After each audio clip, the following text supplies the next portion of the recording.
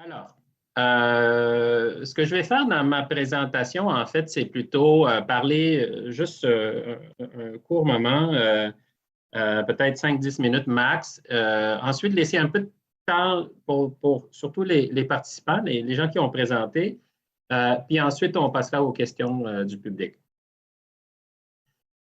Donc,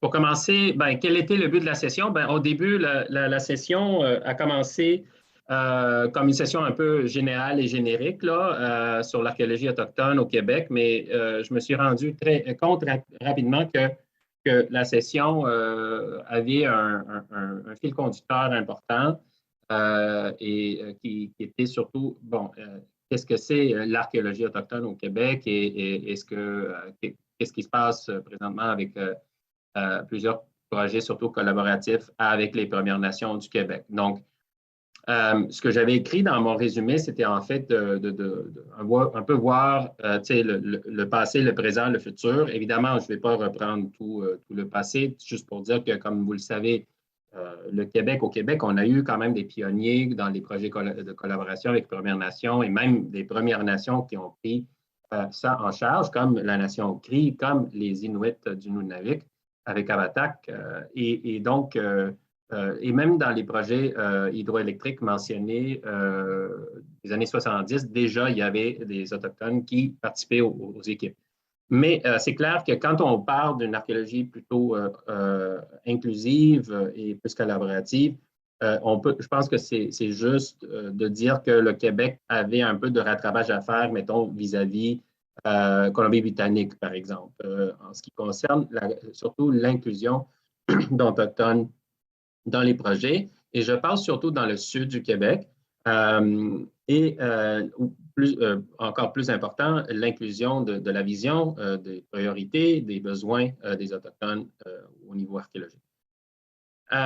Donc, le but de la session, c'est plutôt vraiment aujourd'hui de parler plutôt de qu'est-ce qui se passe présentement au Québec et où est-ce qu'on s'en va avec ça et qu'est-ce qu'on veut dans le futur? Qu'est-ce qu'on voudrait voir comme communauté d'archéologues et communauté autochtone dans le futur? Donc, je pense que ce qu'on a vu aujourd'hui dans les présentations, c'est que quand même, c'est un présent assez effervescent. Comme j'ai dit, ça n'a pas été très difficile de trouver plusieurs présentations assez rapidement de projets qui sont en cours, qui impliquent plusieurs nations autochtones au Québec, mais bien sûr avec plusieurs différentes façons de faire, plusieurs modèles. Il n'y a pas un modèle qui marche pour tout le monde et comme on sait, chaque communauté a ses propres besoins, ses propres capacités internes, ses propres intérêts. Donc, c'est normal qu'il y ait plusieurs modèles en pratique présentement.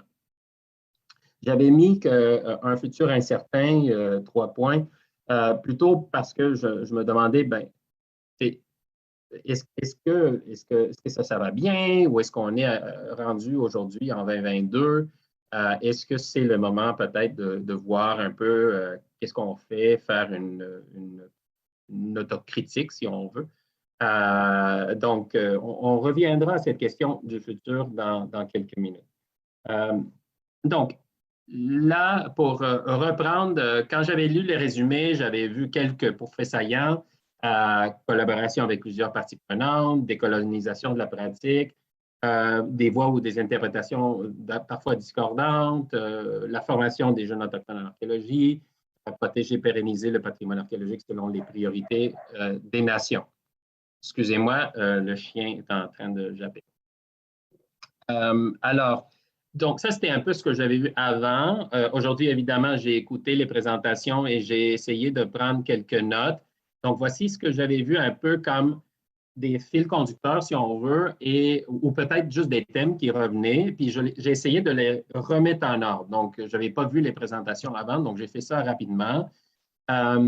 Donc, on voit, oui, il y a, dans la majorité des projets, il y a plusieurs partenaires aux parties prenantes, souvent différents niveaux gouvernementaux, municipalités, universités, musées, une communauté autochtone, une organisation autochtone.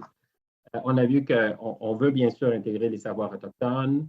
On a vu, par exemple, qu'il y a différents récits qui sont apportés par différentes disciplines. On peut prendre, par exemple, l'exemple de la tradition orale autochtone. Il y avait des questions sur les échanges entre autochtones et non-autochtones autour de la fouille, les interprétations, bien sûr. On a entendu quand même parler, je pense, plus qu'une fois, directement ou indirectement, de comment décoloniser notre pratique. C'est sûr qu'il faut être à l'écoute de chaque partenaire. Dans le cas, par exemple, du projet Tiohtià:ke, il y avait aussi la question de gouvernance autochtone par consensus, qui est un modèle toujours intéressant à appliquer. Il y avait quand même, dans plusieurs cas, la formation des Autochtones en archéologie, surtout des jeunes. On a quand même suscité la question de l'impact de l'archéologie sur les communautés autochtones, c'est-à-dire, des fois, on pense qu'il n'y a pas d'impact, mais il y a un impact aussi sur la responsabilité des archéologues, de nous et de nos associations à propos de non seulement les objets, mais l'interprétation, qu'est-ce qu'on fait avec ça. Et on a suscité, Manek et Diane ont suscité le concept de réciprocité, un concept quand même très bien connu par les anthropologues. Il y avait la question de la relation avec le territoire, par exemple dans le cas des possessions, qui est relié à plusieurs autres instances qu'on voit ou thèmes qui reviennent. Par exemple, qui est l'intendant, le steward en anglais, du patrimoine archéologique? Il y a par exemple le projet Les gardiens du territoire qu'on a vu appliqué dans plusieurs cas et je sais que ça existe aussi pour les Abénaquis. Donc, c'est un projet qui semble prendre de l'envergure à travers le Canada et le Québec. On a vu bien sûr la question de protection des sites, que ce soit l'érosion, le pillage, préserver les sites pour le futur. Donc, pas juste comme archéologue, nous, on a un code de déontologie qui nous demande de le faire, mais vraiment, les communautés autochtones aussi ont ça au cœur, à cœur. Et ces communautés veulent qu'on fasse quelque chose et qu'on les aide, mais eux aussi, bien sûr, sont en mesure de le faire eux-mêmes. Et c'est ce qu'on vient de voir avec la présentation de la nation Wabanaki. Donc, l'idée un peu de manifester l'intendance sur le territoire et aussi le patrimoine de ce territoire à travers l'archéologie. Donc, on voit que ça se fait et ça se fait maintenant à travers le Québec, à travers le Canada. Finalement, j'ai juste ajouté à la fin, gérer le territoire, c'est un gros mot, là. Ça peut être par géomatique et autres moyens prémodernes, mais ça implique bien sûr une prise en main du territoire et une certaine souveraineté sur le territoire. OK. Donc, ça, c'est juste pour résumer rapidement. Donc, ce que je m'étais dit, c'est que j'allais quand même me poser quelques questions ou vous poser quelques questions aux gens qui ont participé à la session. Donc, ici, si on se garde juste peut-être un petit 10 minutes, là. J'ai juste soulevé 3 points ici, là. Donc, j'appelle ça des angles morts des fois. On pourrait l'appeler une autocritique. Je pense que Manek nous a déjà bien entamé ces questions-là dans sa présentation, Manek et Diane. Mais la question, par exemple, qu'on peut se poser et que ce n'est pas nouveau, on se la pose en archéologie autochtone et collaborative depuis quelque temps, c'est, bon, la collaboration, elle commence où? Qui est vraiment en charge du projet? Qui est vraiment la personne ou les personnes qui vont établir les priorités de recherche? Donc, ça, c'est quand même une question importante. Des fois, on parle de collaboration, mais on voit que quand même, les sites sont choisis par l'archéologue non autochtone. On voit que les priorités de recherche sont établies par les archéologues non autochtones. Et donc, c'est clair qu'il faut quand même se poser la question, est-ce qu'on a vraiment fait le travail en amont qu'on prétend avoir fait? Et la deuxième chose, est-ce que l'archéologie collaborative entre autochtones et non autochtones, c'est la même chose que l'archéologie autochtone? Bon, c'est une question peut-être un peu piège parce que la réponse, je pense, rapide, c'est non.